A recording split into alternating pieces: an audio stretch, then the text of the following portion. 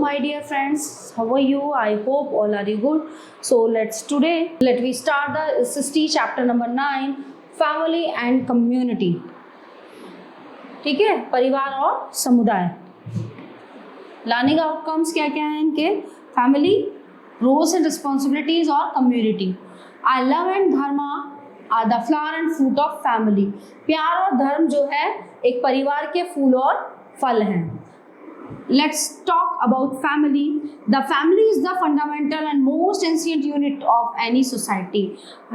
कोई भी समाज है, समाज में जो है फैमिली का जो बहुत बड़ा रोल होता है. In Indian society today there are several type of families. तो भारतीय समाज में जो है कई तरह के परिवार होते हैं, from joint families to nuclear families, है ना. संयुक्त परिवार से सिंगल परिवार हो जाता है. A joint family has several generations living together. एक जो संयुक्त परिवार होता है उसमें कई सारी जो पीढ़ियां हैं वो रहती हैं. ग्रैंड पेरेंट्स होते हैं, पेरेंट्स होते हैं, अंकल आंट होते हैं, ब्रदर सिस्टर्स होते हैं, कजिन्स होते हैं. And nuclear family on the other hand is limited to a couple and their children. Okay, तो this is nuclear family and sometimes one parent and children. In English, there are not many terms to describe family relationship. We saw some of them in the first paragraph. Indian languages have many more terms. For example, in Hindi there is a bua, है ना, ताऊ, ताई, चाचा, मौसी, नाना, नानी, and many more. Some languages such as Tamil also have different terms of elder brother, sister or younger brother, sister. But what is the word for cousin in an Indian language? ठीक है. In most languages you will find that there is no such word. That is because cousins are only brothers and sisters. This emphasizes the deep bonds among all the children in the family. Roles and responsibilities, यानी कि उनके जो role हैं, जो उनकी जिम्मेदारियां हैं. Relationships among family members are based on love, care, cooperation and interdependence. Cooperation means working together. ठीक है. तो एक परिवार का मतलब क्या होता है? उसके सदस्यों का जो है क्या होता है? प्यार, एक दूसरे का ध्यान रखना, एक दूसरे को कोऑपरेट करना, ठीक है, एक साथ घर में काम करना. Each member of the family has a role and responsibility towards other member. तो जो हर परिवार का हर एक सदस्य का अपना एक रोल होता है, अपनी जिम्मेदारियां होती हैं. जो घर में और सदस्य हैं ना, उनके प्रति जिम्मेदारियां होती हैं. For instance, parents are responsible for raising their children to become happy individual and responsible members of the society. तो जो माता पिता होते हैं उनका काम होता है अपने बच्चों को एक अच्छा और रिस्पॉन्सिबल जो है सदस्य बनाना इस समाज में. But also as children grow up, they take on more responsibilities in the home to help other family members. तो जैसे जैसे बच्चे बढ़ते हैं तो उनकी जो है जिम्मेदारियां बढ़ती जाती हैं और क्या होता है, उनको जो है घर में जो और सदस्य होते हैं उनकी हेल्प करनी होती है. Whether parents or a sister or a brother etc. Through daily practice, children learn to participate in the life of the household. In many homes, children also learn some of the traditions and practices their family has been following for generations. Following our dharma, अपने धर्म को क्या करते हैं? Follow करते हैं. और doing our duty has been an important principle of Indian culture. तो जो हमारा भारतीय संस्कृति है उसके सिद्धांत क्या है कि जो है अपने कर्तव्य को ध्यान से निभाएं और धर्म का ध्यान रखें.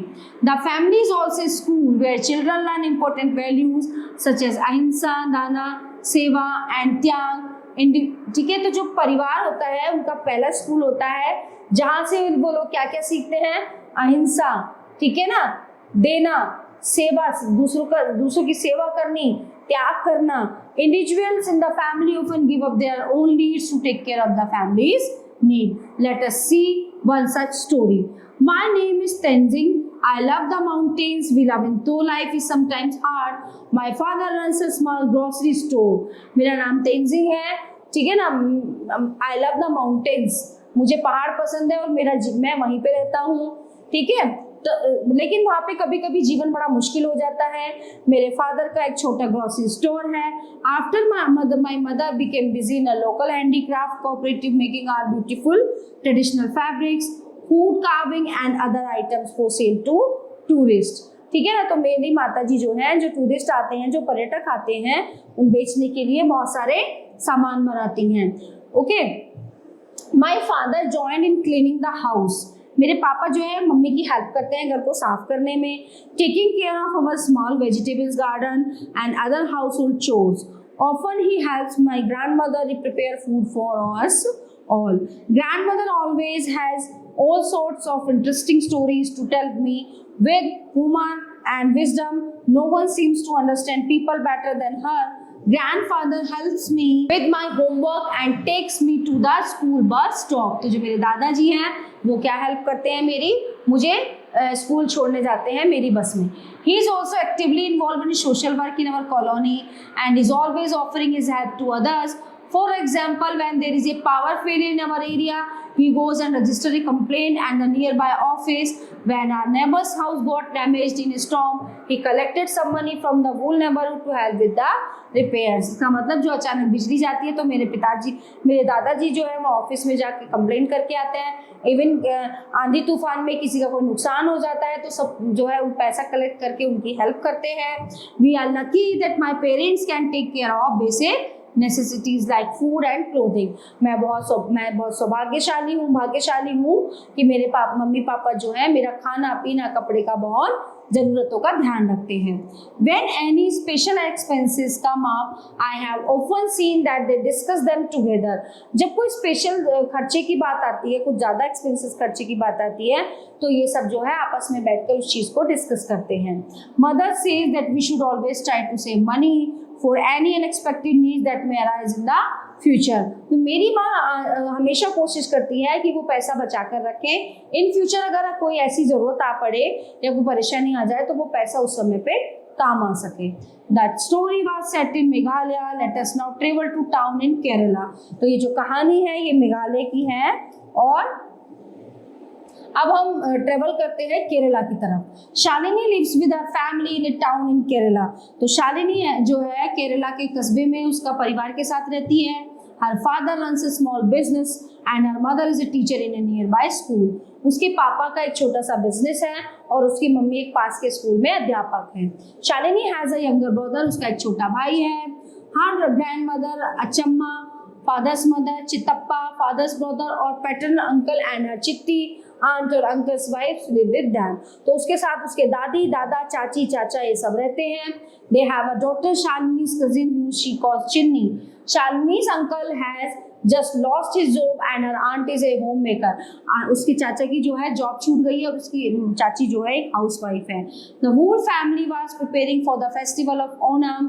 अचम्मा told Shalini's father that his brother was having financial difficulties, so they were not able to buy new clothes for the festival। तो उसकी दादी जो है उसके समझाती है पापा को कि उसके अंकल की जॉब नहीं है और वो त्योहार के लिए नए कपड़े नहीं खरीद सकते हैं। So when Shalini's parents took her and her brother shopping, they bought new clothes not only for themselves but also for Chittappa, Chitti and Chinni.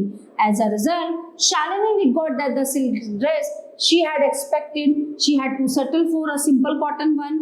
Achamma explained to Shalini that is how families support each other and share what they have. Shalini did not mind her simpler dress. She was happy that everyone could get some new clothes. तो उनकी जो दादी है उनको बोलती है कि तुम भी जाओ फेस्टिवल के लिए इन बच्चों को कपड़े दिला लाओ।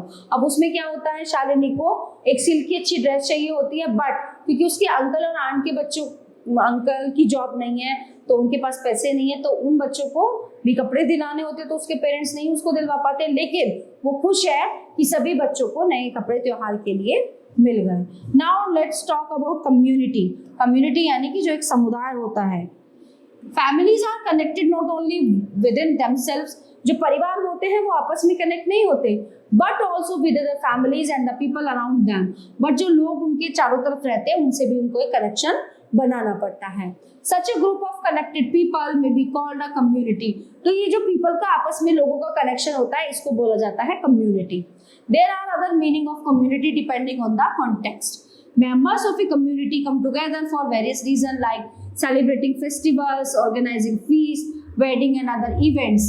तो ठीक है, एक जो कम्युनिटी होती है वो साथ साथ रहना भी होता है और बहुत सारी चीजें जो एक साथ वो सेलिब्रेट करते हैं, चाहे वो शादी है, चाहे वो मेला है, बाजार है, चाहे वो त्योहार है. In some villages, people come together to support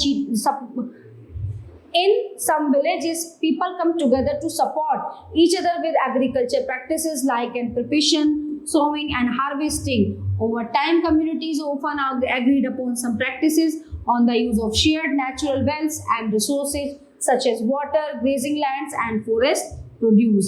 This is the case with many tribal communities to some extent. This remains the case in village communities in rural India today. Such practices, we may call them rules, though they were rarely written down, have provided communities a secure access to resources, but it also means that all families and individuals within the community have specific duties to perform. Otherwise, the community will not function smoothly.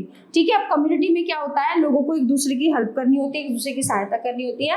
Otherwise क्या होता है, community function जो है ठीक से चल नहीं पाता है. The real life stories above illustrate community in a rural context. Community is also present in an urban context. Although it may function a little differently, let us see an example from another real life story.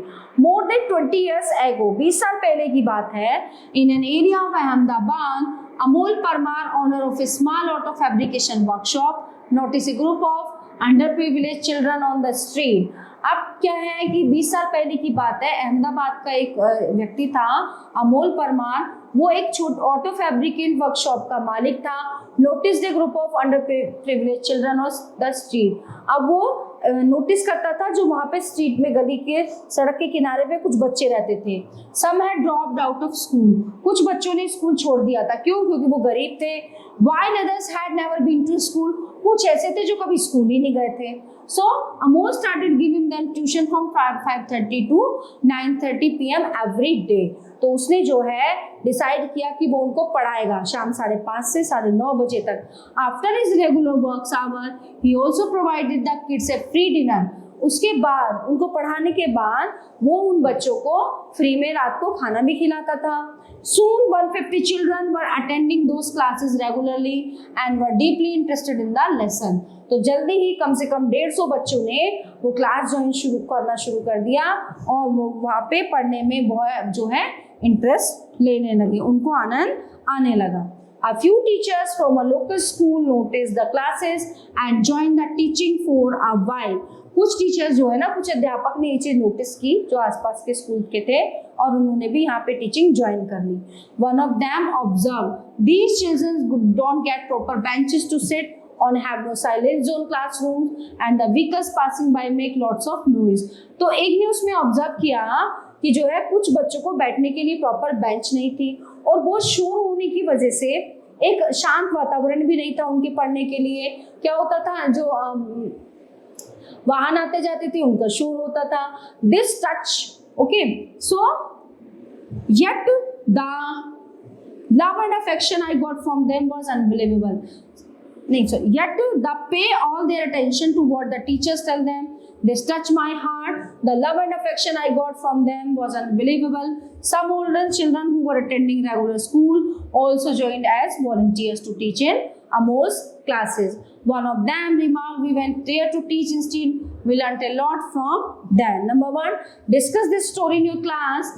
What kind of attitude towards the community does it reveal? यानी कि अब उन्होंने क्या किया, जो और भी अध्यापक थे उन्होंने उनको ज्वाइन किया और बहुत अच्छे से बच्चों को पढ़ाना शुरू किया. उनके लिए क्लासरूम का अरेंजमेंट किया गया.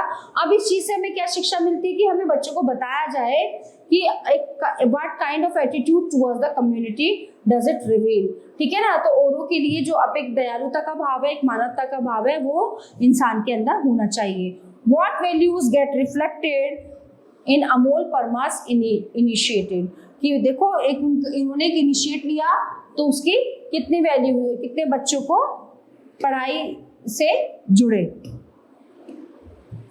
Think about those underprivileged children. Do you think society has been unfair to them?